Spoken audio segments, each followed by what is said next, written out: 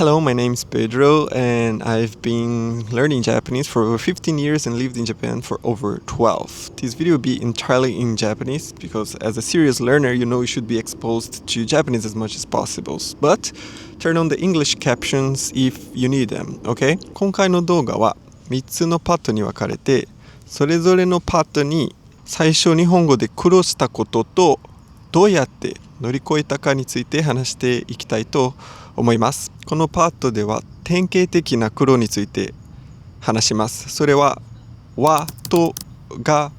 の違いについてです。この動画を見ることで和とがの使い分け方とそのニュアンスが分かるようになるので、日本語への理解がもっと深くなると思います。なので最後まで見てくださいね。和と和がね、多分日本語を勉強している人誰でも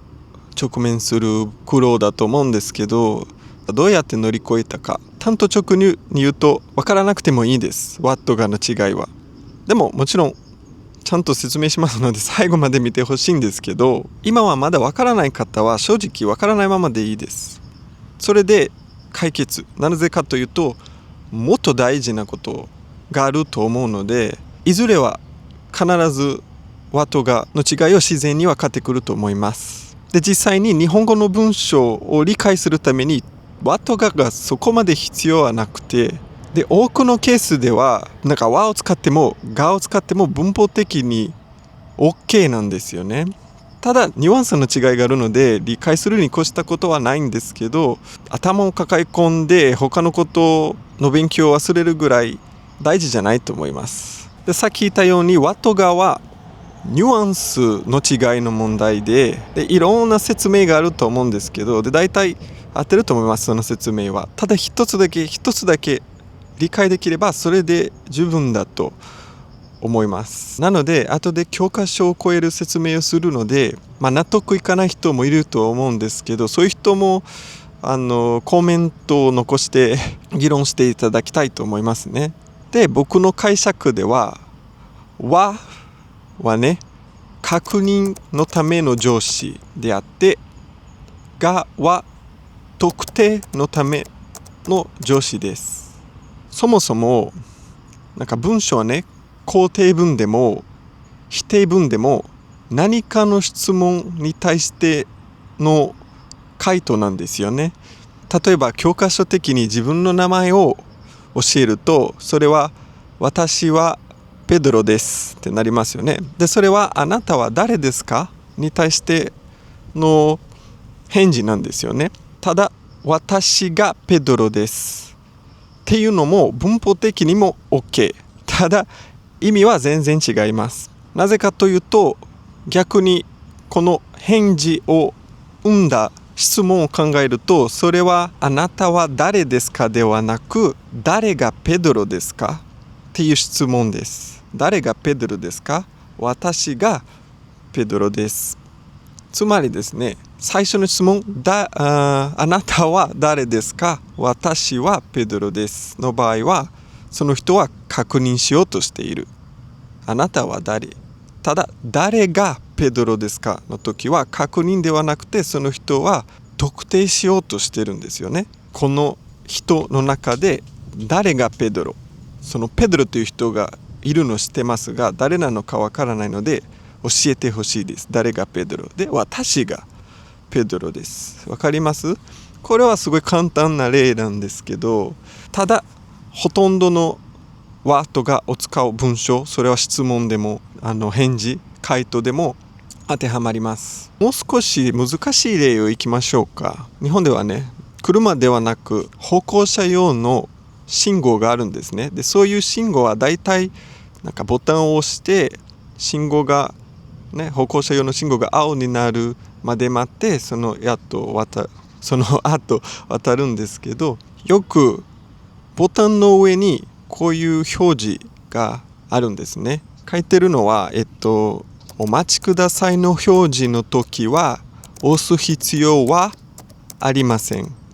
で、その時僕は思ったんですよね。なんでここは必要はありませんで、なぜ必要がありませんではないかなと思ったんですね。で、結論は和の方がちょっと柔らかい